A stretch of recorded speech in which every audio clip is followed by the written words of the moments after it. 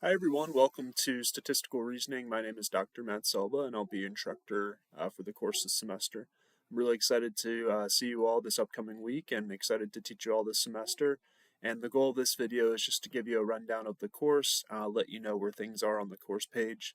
This video should take 20 to 30 minutes. I definitely recommend watching it in its entirety as there's some really important information that will get you set up for your first week.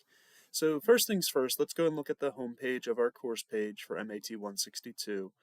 If you look at the welcome announcement, this will walk you through some of the important information. So as a reminder, we meet every Tuesday at 5 o'clock in room East 411, and we'll meet from 5 p.m. until 7:50 for the main MAT162 class, and then we'll also meet from 8 to 8:50 for the support class. And again, that's in room East 411, which is the East building at the Wilmington George campus. So as you can see in the announcement, make sure you take some time to look over the course before our first course meeting, and you guys are watching the video right now, which is a really good first step for that. There's a lot of different resources to help you this semester, and this course has a lot of resources and assignments, so again, our goal is to walk you through some of those. Also, make sure you obtain the textbook from the textbook store. That's the Introductory Statistics Analyzing Data with Purpose in Class Activities Student Pages. So that's the title of it. It's a long title. If you're in the support class, which all of you are, you do not need to purchase the support class book. So don't spend your money, and if you already purchased it, make sure you return it before you start writing in it. If you're a person who likes to type your notes, you can also download the electronic file of each in-class activity that we complete in class. These can be found on our course page by clicking on the tab at the top left that says Content, then clicking on the appropriate unit and lesson. So just to give you an example, you could click on Content. You could scroll down to Unit 1, which is our first unit, and you could scroll down to Lesson 1, and for example, 1A is the first in-class activity that we'll cover. You'll see 1A in-class activity hyperlinked here. And then you could choose to download this as a Word document and then be able to type into it. So again, if you're a person who likes to type your notes, that's an option for you as well. Personally, I prefer to write out my notes, especially in like a math or statistics class, so I'd recommend getting the book otherwise. Okay.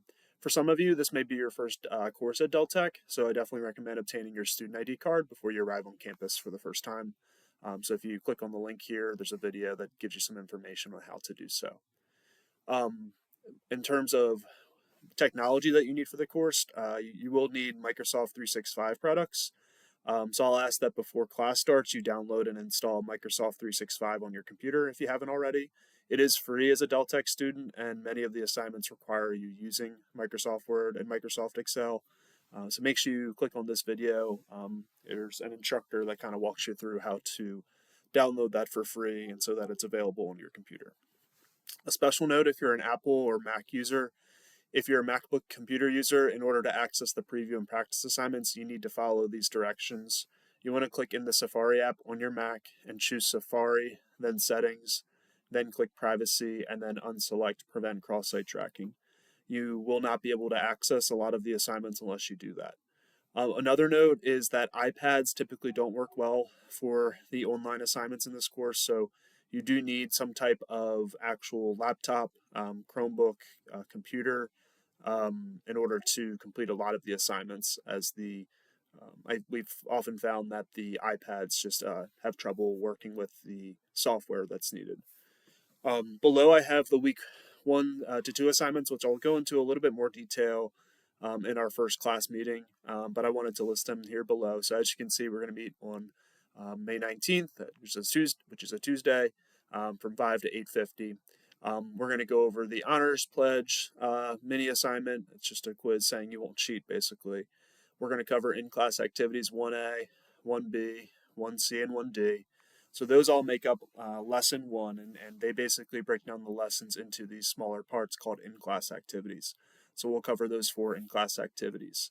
We'll also introduce our first project for the semester, so Project 0, which is kind of like a prerequisite project to the other ones. So we'll go over the overview, instructions, and template for that project. And as a reminder, the first part of class is your main class, and then from 8 to 8:50 we have what's called the co-requisite support class. which I'll talk a little bit more at the end of this video about. Okay. In terms of support that you can get from me, I'm available up to 20 minutes before class, during our class break time, during the support class, or Thursday evenings from 5 to 7 via Zoom. And then here are the assignments below. So due week 1 on the night that we meet will be the honors pledge. It takes you 2 seconds to complete. We'll complete that together. You also have the Project Zero checkpoint, which is like your first project. And your goal is to really kind of submit your topic for the project that you want to kind of focus on throughout the semester. And again, we'll talk more about that in class on Tuesday. Coming up the following week, so your due dates that you're going to be working on in week 1, but that aren't due until the week 2 are the following. So you have the preview assignments, which are meant to be completed before you either complete in-class activities with me as kind of like lecture notes, or before you watch these Edpuzzle videos, which are like your lecture videos to watch at home. And then after you watch the lecture videos or that you attend class, you complete these lesson 1 and lesson 2 practice assignments. So the practice assignments are meant to be completed after you've completed the in-class activities or videos. Then you start prepping for the following week, where you have preview assignments to get you ready for the upcoming topics. And then that flow will kind of continue next week, where you'll have in-class activities or Edpuzzles followed by practice assignments. So that's kind of the flow of the course. Okay. The Project Zero final submission will be your first final submission of a project. That's due the following Tuesday on May 26th. So there's a lot of mini assignments, as you can see here. I'll send out a recommended work schedule the night of our first class to really help keep you on track. So just keep a lookout for that. Some information about myself. So if you wanted to read that there, I'll also introduce myself a little bit further when we meet next week. Okay. Best way to contact me is via email. You can definitely expect a response within 24 to 48 hours. Like I said, as an adjunct instructor, I don't have regularly scheduled like student hours or office hours. So the best ways to get help from me are either meeting with me before class, during our break time, or after class. I've also set a time Thursday evenings on Zoom from 5 to 7. So if you need to meet outside of class, that's a time to do it, and you would just send me an email, and I'd send you a link for Zoom. Some common English modules, if you wanted to take a look at that. On the top right-hand side, you see our calendar of assignments that are coming up, so you could click into that. This is where we're going to use a lot of statistical applets. This website will take you there.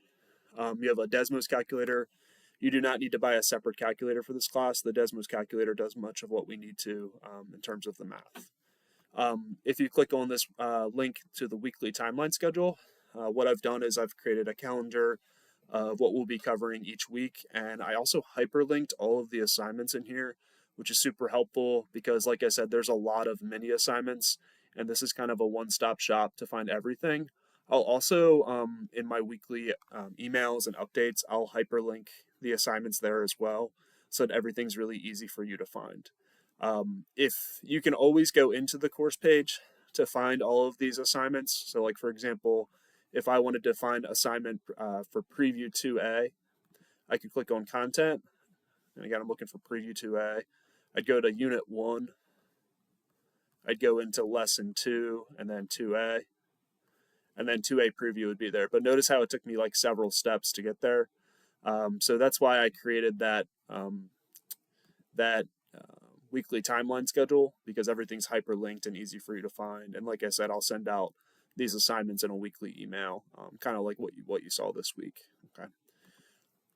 And then the other thing is I also hyperlinked like weekly applets that we'll use or videos, and I'll reference these links a lot in class, or if you're working on an Edpuzzle activity, it's a lot easier to access the links here than having to type them out on your own into your computer. So that weekly links tab is also posted there. There is math tutoring for free at Deltec. So this takes you to some information on how to get support, either virtually or in person at the Wilmington campus. Okay, so that's the home page. I'm going to go ahead and click into content and just cover some of the information that's crucial for the course. Let me just make sure everything's recording still. That's good. Okay. So on the left-hand side, your view might look a little bit different from mine, but that's okay. You're going to click on the Start Here tab. And in the Start Here tab, you have some information about myself. So the instructor information, a lot about what I've already talked about here, and I'll introduce myself a little bit better during our next class. You have the syllabus that's on the next page. You have the course orientation video, which you're watching right now. Course policy and expectations. So just a few things. Communication, definitely best way to reach me is via email. Like I said, I'll try to get back to you as soon as possible when you email me.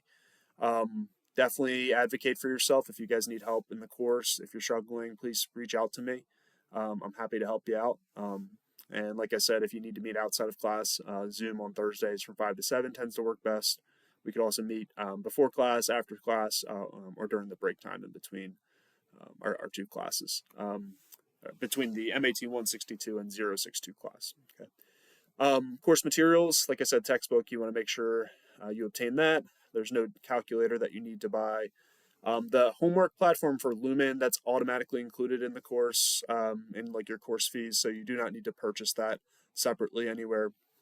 And like I said, Office 365, you need to download that, and there's a video in the welcome announcement that helps you understand how to download that. Late work. So generally, we do have due dates in this class, and while we understand life happens and you could take advantage of a late pass with a late penalty, you want to try not to do that. As you can see here, late passes for assignments have a 15% penalty per use. So while you can turn some assignments in late, there's a 15% penalty in most cases.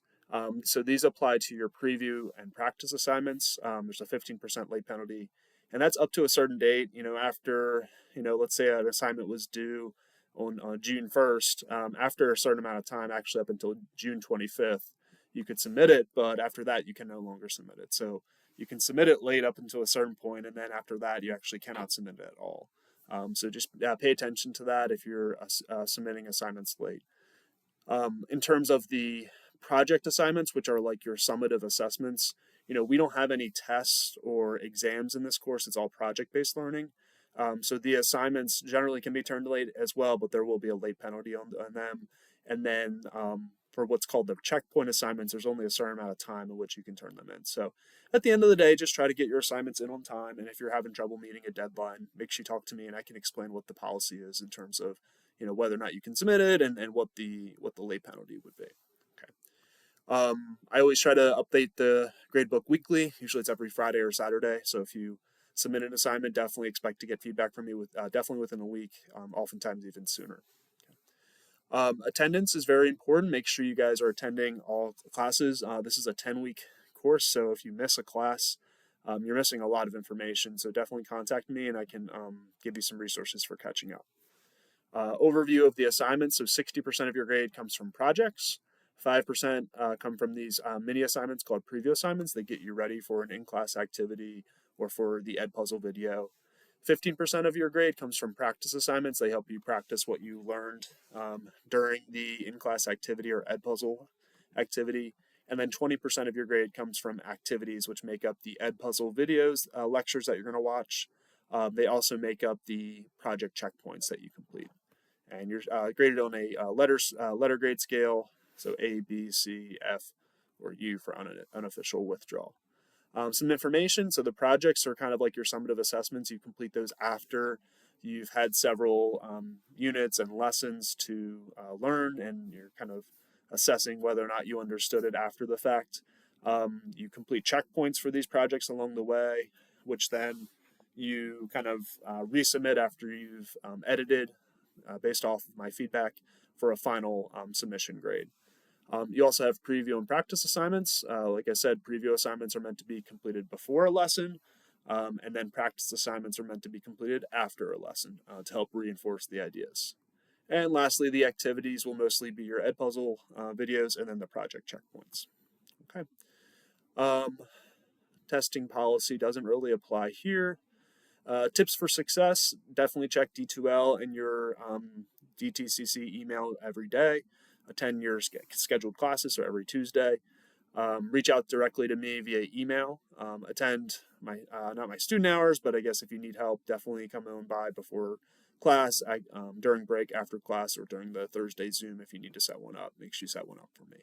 And definitely take advantage of the online tutoring as well. Okay. Um, so that's just course policies and expectations. Evaluation measures, I already kind of went over this in the course policies and expectations. The learning cycle, so just a review before you attend class or before you watch Edpuzzle videos, you're completing these preview assignments, which have you build foundational skills for the next lesson. Then we complete in-class activities either together in class or by you watching an Edpuzzle video. Afterwards, you complete practice assignments where you kind of practice what you learned during the in-class activities. And this all leads up to projects. There are no exams. Your projects are your individual assessments. Okay, so it gives you some information about that. All right, if you ever need help, make sure you use the student resources. The information for math tutoring services for the summer is located in here, along with like the hours. So definitely click on that if you ever need help. There's free tutoring at Del Tech, which a lot of colleges don't offer, so definitely take advantage of it. Okay. Following along the left side, you have your weekly timeline schedule, which I already showed you before. Kind of breaks everything down by links, and if you know you're going to be out or you have something going on a certain week, you could look ahead at a certain date if you needed to. Okay. Sorry, I'm just making sure I don't miss anything. I know this is a long video, and I'm doing a lot of talking. I just want to make sure you get everything that you need from me. Okay. Key terms, if you're working on a project and you're having trouble understanding what a certain word was, this gives you basically a dictionary of words. We'll talk more about that later. Statistical applets, if you have trouble using a specific applet, these links are very helpful. Accessing Edpuzzle, so we do use Edpuzzle for this course. To get started, you're going to follow the directions here. So you're going to click on the link that says Edpuzzle here, select I'm a student and sign up with Edpuzzle, and then make sure you enter in our class code. And then once you do so, you're going to see the list of assignments created for you. And I'll sign in right now just so you guys can get a view of what that looks like.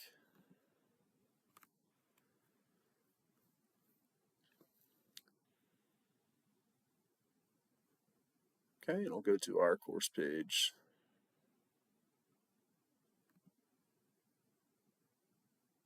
And sorry, that should say MAT162. I'll update that after I'm done with this video. So you kind of see your Edpuzzle videos in order. And if you click onto it, it'll be a video lecture for Lesson 2A, which is in-class activity 2A from your textbook. Now, a lot of these are pre-recorded video lectures. It's not me as the instructor. It's actually an instructor at Del Tech that recorded it.